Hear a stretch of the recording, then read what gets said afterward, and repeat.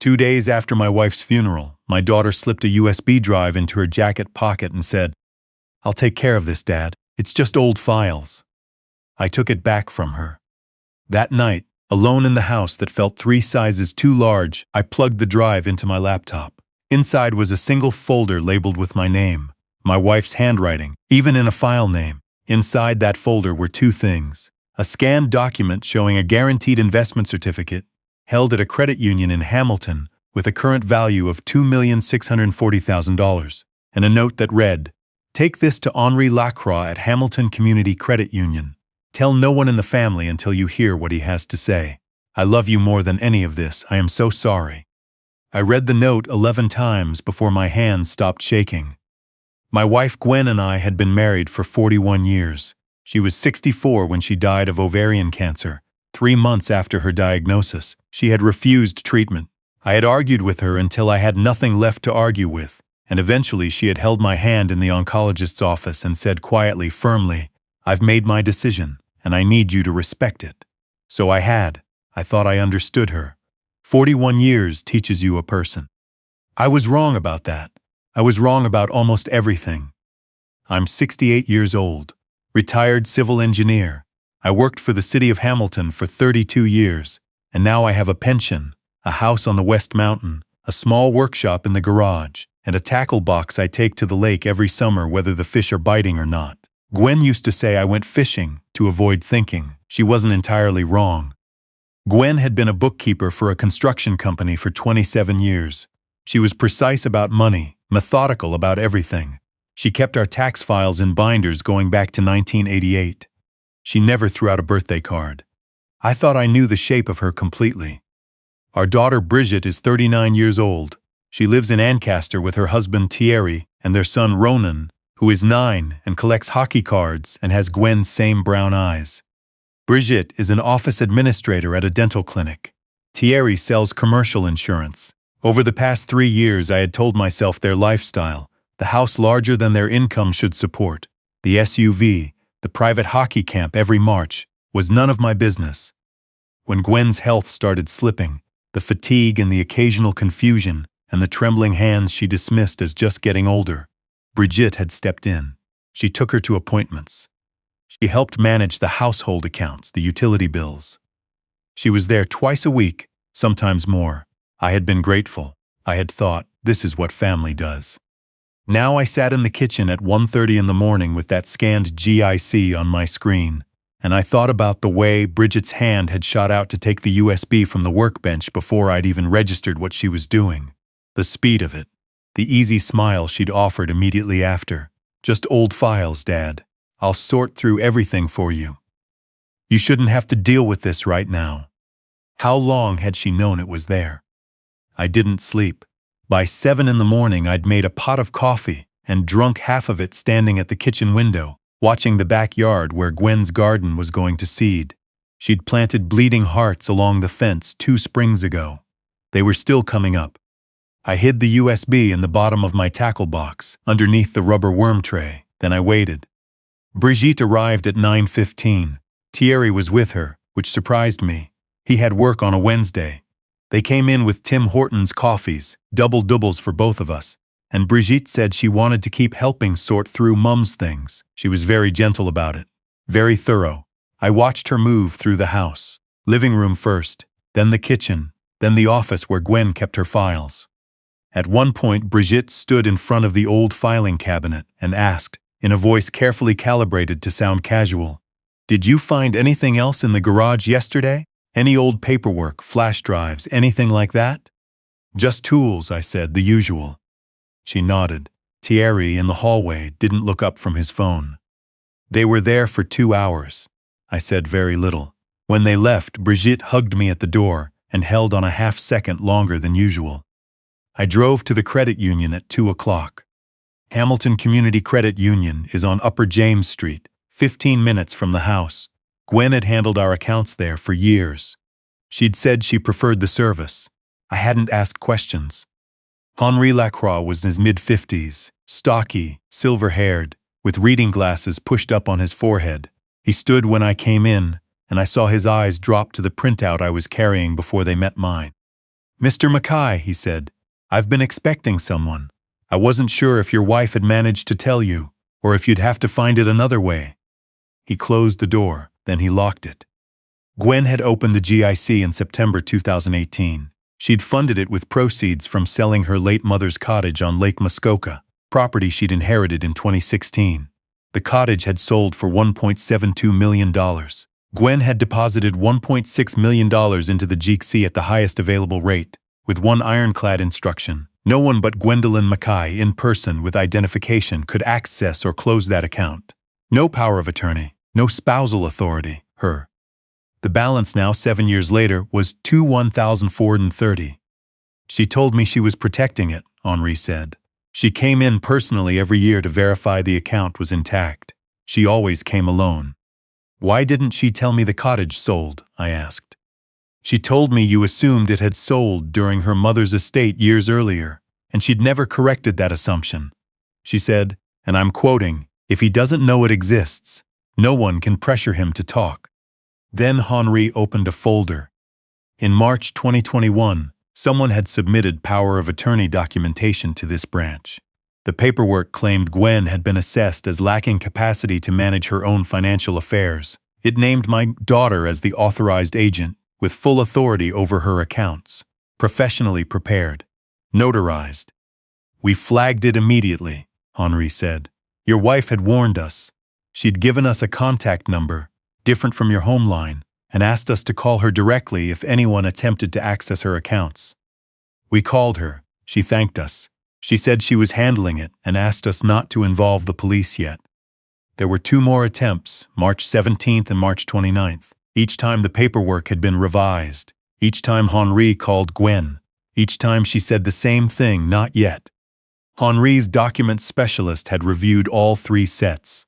The signatures were flagged, too consistent, the kind of pressure pattern that shows up when someone traces rather than signs naturally. When the branch contacted the notary whose seal appeared on the documents, he had no record of meeting my wife. My daughter had submitted 3 sets of forged power of attorney documents to steal from her own mother. There's more, Henri said. Your wife had added your daughter as co-signatory on 4 accounts in 2017. At the time, it appeared to be for convenience, helping an aging parent manage bills. But when I reviewed those accounts after your wife's passing, I found a pattern. He turned his monitor toward me. Withdrawals sized to stay below automatic flagging thresholds. Transfers to external accounts. RRSP redemptions processed under Gwen's name, with paperwork Gwen had later told Henri she never signed. Total across 7 years, $1,180,000. Over $1 million. While I'd thought we were being careful with retirement funds. While Gwen had said we couldn't afford the kitchen reno we'd been planning for 5 years. Henri slid a sealed envelope across the desk. My name in Gwen's handwriting. She left this for you, he said. I think you should read it when you're ready. I sat in my car in the parking lot for 40 minutes before I drove home. The envelope sat on the kitchen table for another hour before I opened it. My darling. If you're reading this, you found the drive and you've spoken to Henri. I am sorry it took this way. In October 2018, I discovered that $43,000 had been moved out of our joint savings without my knowledge. I found the transfer records while organizing the files. The authorized signatory was Brigitte. When I asked her about it, she cried and said it was for a tax shortfall and she'd replace it. I believed her. The following spring, another $27,000 was gone, and another. I didn't tell you for one reason. I knew you would confront her. You would have sat her down and talked to her and given her the chance to explain. And she would have cried, and you would have let her, because she's our daughter and you believe in second chances. And then the evidence would have been compromised, and it would have been our word against hers. I had to let her think I didn't know. When the oncologist told me about the cancer in January, I chose not to take treatment. The money in the GIC could have paid for private care 10 times over. I know that. I chose the evidence instead. I chose justice. Not only for us, for every elderly person who gets robbed quietly by someone they love and never sees any of it made right. I am not sorry about that choice. I want you to know that clearly. What I am sorry for is leaving you without a proper goodbye. For the years you spent worrying about money we actually had. For pretending to be more confused than I was, so she'd keep underestimating me. You are the finest man I have ever known.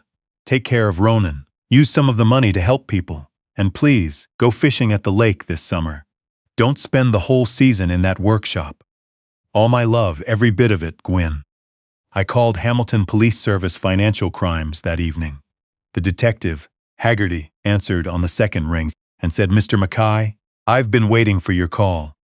Gwen had walked into the station in April 2023, 8 months before she died, and given them everything. 7 years of bank statements, copies of the 3 forged POA attempts, a timeline of every unauthorized withdrawal, and a sworn statement made with her lawyer, a man named Wakefield who kept offices on King Street East.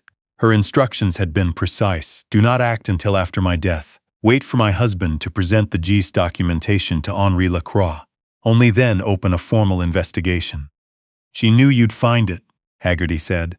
She said, I have it in her statement right here. She said her husband was an engineer. He kept his workshop organized. He would eventually find anything hidden there. But her daughter had never once offered to help in the garage. My wife had hidden the USB under the workbench shelf because she knew me, because she knew our daughter. There's something else, Haggerty said. We've been monitoring accounts since the day your wife died. 48 hours after the funeral, your daughter transferred $41,000 to an account in her husband's name. One of the first things she did after burying her mother. Wakefield met me the following Tuesday. His office was on the 3rd floor of a building that had been retrofitted 3 times since the war, the hallways smelling of paper and old carpet. He was 71, white-haired, and he shook my hand with the particular care of someone who has seen people broken by grief and wants not to add to it. Gwen came to me in November 2018, he said, setting a storage box on the conference table. The lid was labeled in her handwriting, Mackay, to be opened after my death. She walked in without an appointment and said, someone is stealing from me and I need to document it quietly over a long time. Will you help me? I said yes. Inside the box were 7 years of records, bank statements, notarized copies of the forged POA attempts, receipts for purchases charged to Gwen's accounts that she'd annotated. I did not authorize this, a burgundy leather journal, and a USB-labeled video, March 15, 2023. She came in for the last time in November, Wakefield said. She was very thin but clear. She recorded a 34-minute sworn statement. She understood it might serve as testimony. She said, I won't be there to speak for myself, so let me speak now, while I still can. The trial began 7 months later in a Hamilton courtroom on Main Street West. The prosecutor, a precise woman named Albright, walked the jury through 6 years of theft across 40 minutes that felt like 6. She explained the withdrawals, the forged documents, the RRSP redemptions. She described how my daughter had gradually reduced Gwen's world, canceled visits, messages never passed along, excuses given to friends and to Gwen's own sister, until Gwen's world was small enough that Bridget was the only one who saw its edges. The defense called it caregiving. Said my daughter had been managing a parent with cognitive decline and had made decisions in good faith. Henri testified for an hour. Haggerty traced the money through the accounts. Then Prosecutor Albright said, the Crown calls Gwendolyn Mackay. The courtroom went very quiet. The screen came to life. Gwen was sitting in Wakefield's conference room, thinner than I'd seen her in years. She was looking directly into the camera, and for one long moment I forgot everything except 41 years and the way she hummed while sorting mail. My name is Gwendolyn Ann Mackay, she said. I am recording this statement of my own free will, in full possession of my faculties, because I understand I may not survive to testify in person. I want to be very clear. I am not confused. I have never been confused. Whatever confusion existed in my household for the past several years, I manufactured deliberately, because my daughter was stealing from me, and I needed her to believe she was smarter than I was. She paused. Her hands were folded on the table. She wasn't. Someone in the gallery cried. Gwen walked through every theft, every forged document. Every lie told to keep her away from people who might have noticed something was wrong.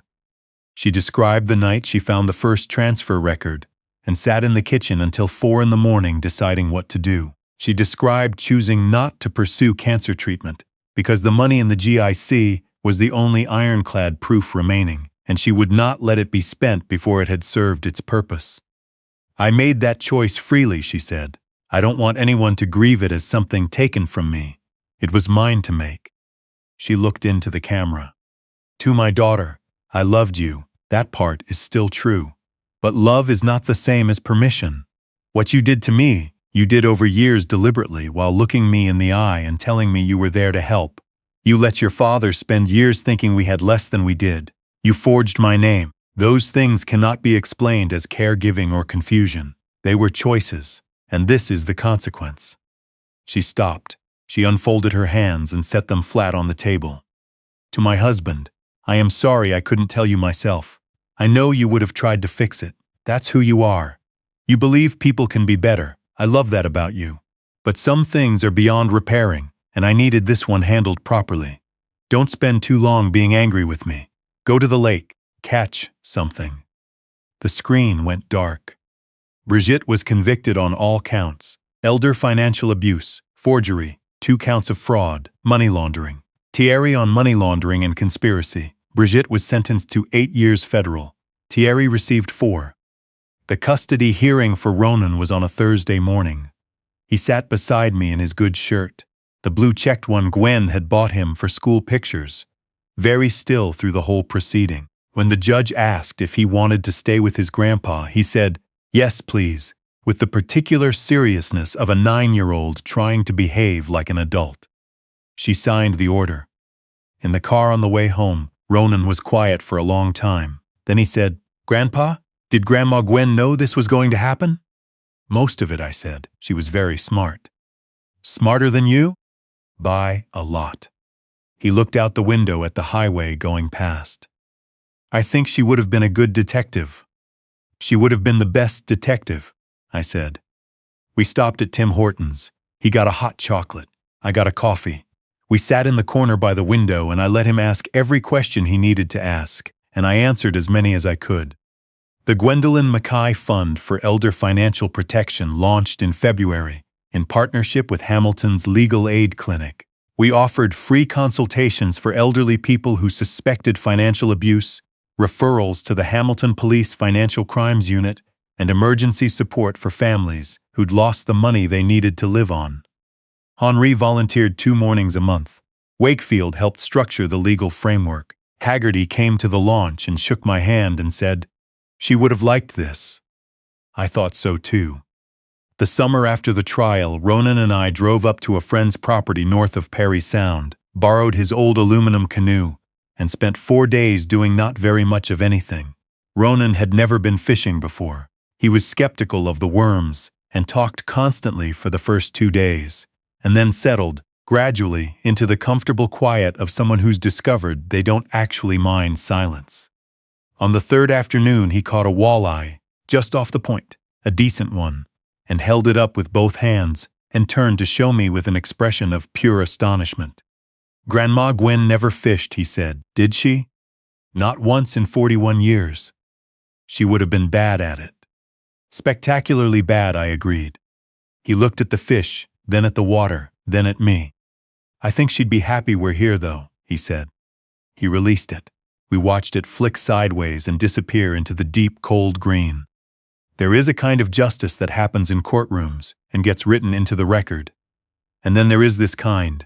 A 9-year-old boy and his grandfather in a canoe on a northern Ontario lake in July. The water flat and clear. Nobody stealing anything from anybody. My wife had spent 7 years building toward the first kind, so that we could have the second. The truth had been patient. Now finally, so could we.